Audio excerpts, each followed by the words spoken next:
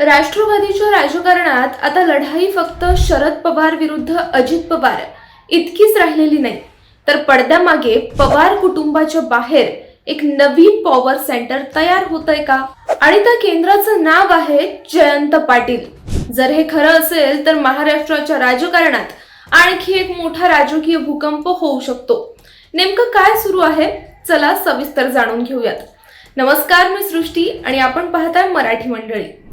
आज महाराष्ट्राच्या राजकारणात सर्वाधिक चर्चा कोणत्या विषयाची होत असेल तर ती म्हणजे राष्ट्रवादी काँग्रेसच्या भविष्यातील राजकीय समीकरणांची. एकीकडे शरद पवार गटातील काही नेते सत्तेच्या दिशेने झुकत असल्याच्या चर्चा सुरू आहेत, दुसरीकडे अजित पवार गटातही नेतृत्वाबाबत नाराजी असल्याचं बोललं जात आहे. पण या सर्व घडामोडींमध्ये एक नाव सातत्याने चर्चेत आहे, ते म्हणजे जयंत पाटील.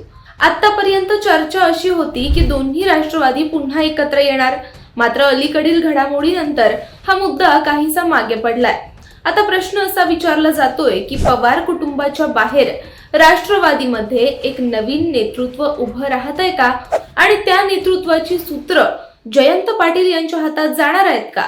या चर्चेला सर्वाधिक हवा मिळाली ती मुख्यमंत्री देवेंद्र फडणवीस यांच्या वर्षा निवासस्थानी झालेल्या भेटीमुळे. त्याच दिवशी जयंत पाटील, सुनील तटकरे आणि प्रफुल्ल पटेल या तिन्ही वरिष्ठ नेत्यांची उपस्थिती अनेक प्रश्न निर्माण करून गेली. जरी संबंधित नेत्यांनी ही संयुक्त बैठक नसल्याचं सांगितलं असलं तरी राजकारणात योगायोगानंही अनेक वेळा वेगळा अर्थ दिला जातो. याच भेटीनंतर अनेक राजकीय विश्लेषकांनी वेगवेगळे अंदाज व्यक्त केले.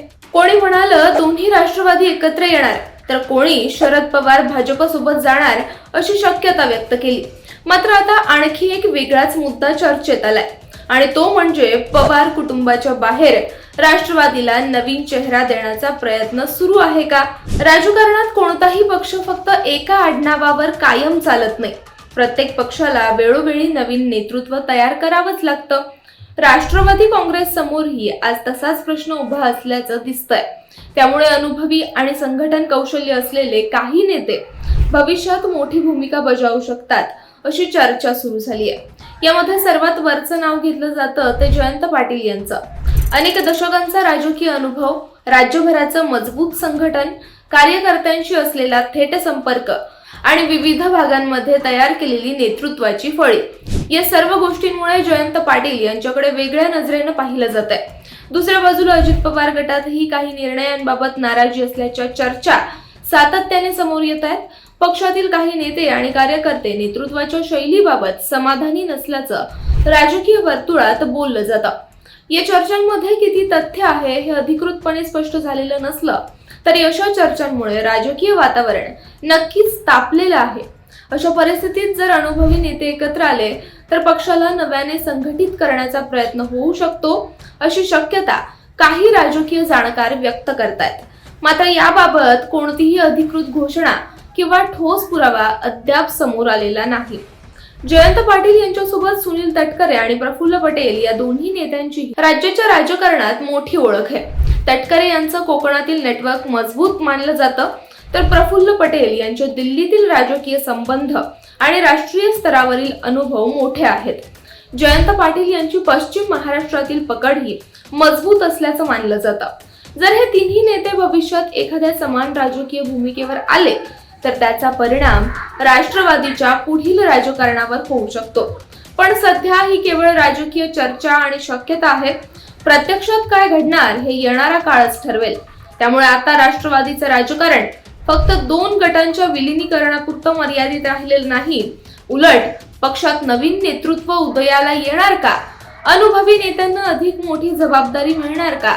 आणि भविष्यात पक्षाची दिशा बदलणार का?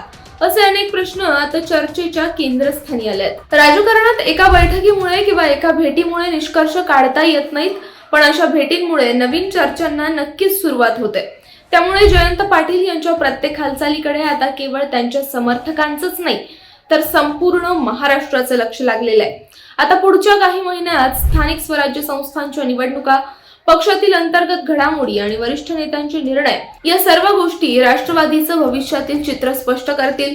खरंच नवीन नेतृत्व तयार होणार का, की हे सर्व केवळ राजकीय चर्चेपुरतच मर्यादित राहणार, याचं उत्तर वेळच देईल. तर मित्रांनो, तुम्हाला काय वाटतं? जयंत पाटील, सुनील तटकरे आणि प्रफुल्ल पटेल यांच्या अनुभवावर आधारित राष्ट्रवादीमध्ये भविष्यात नवीन नेतृत्व उभं राहू शकतं का? की राष्ट्रवादीचं राजकारण पुढेही पवार कुटुंबाभोवतीच फिरत राहील? तुमचं मत आम्हाला कमेंटमध्ये नक्की सांगा. व्हिडिओ आवडला असेल तर लाईक करा.